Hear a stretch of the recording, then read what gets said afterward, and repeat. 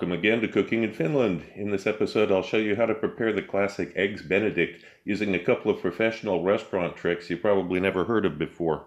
There are two advantages here. First, from the time an order comes in, the plate can be put up on the pass within about 4 minutes. And if no orders come in, then it can sit for hours without any loss in flavor or texture. The other trick here is how to prepare as many coddled eggs as you need with perfect results every time. Professionals don't mess around with swirling water baths for coddling eggs. Can you imagine trying to use that for 20 at a time? What you need here are dessert rings that are available in cooking supply stores as well as cake decorating shops. You need one for each egg you're going to coddle simultaneously. Because this is Finland, I can't get English muffins. I've made them from scratch in the past, but today I'm just going to use split sourdough ciabatta roll. So slice it, put butter on it, and have it standing by on a pan for the broiler as part of your mise en place. Also have the eggs cracked in separate ramekins to make sure that they don't have any broken yolks, and you need some egg yolk too. Have all that ready. Have the milk and spices standing by too. This will make everything run fast and hassle-free once you start. The first step is to make a little blonde roux with the butter and flour.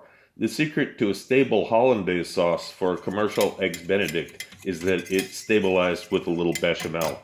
Although you only really need a little, I'm making one here that's mostly bechamel with only one egg yolk. You can use the same approach with more egg yolks if you like. Restaurants often add yellow food coloring to simulate the amount of egg yolks in it. Not because eggs are expensive, but because the stabilized mixture is so much more convenient. You make it one time and you don't have to do it again for the rest of the day. After you whisk in the milk, add the dry mustard and the white pepper. Also add some salt.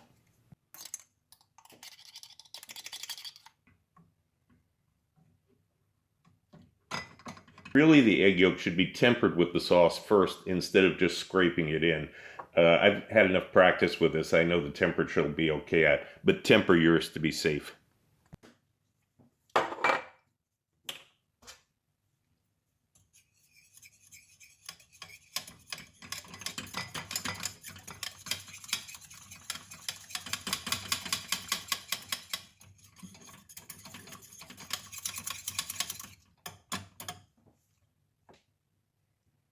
Now add the lemon juice. Please do not substitute lime juice as it will give a very strange and off-putting flavor in the end.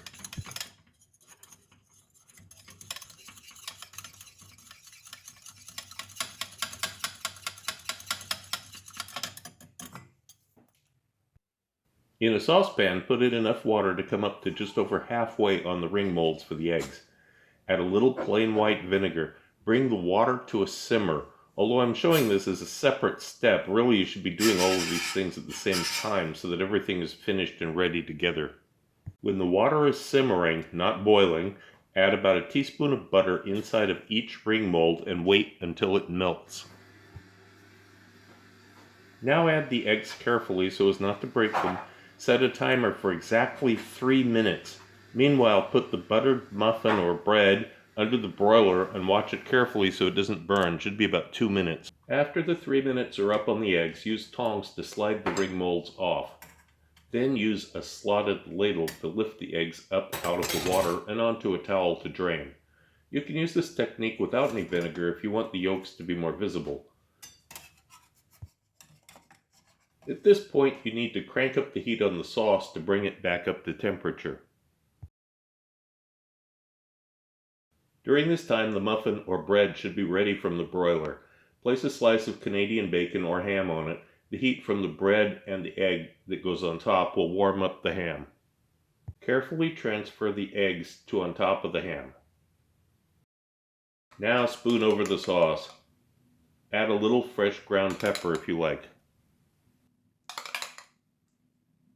And there you have it. You know, I used to make this from scratch every morning in about 5 minutes. Once you get the routine down, it's really quite fast and easy. As you can see, the eggs are now perfectly cooked. A big thank you to all my members. Your support is literally my life at this point. I cannot thank you enough.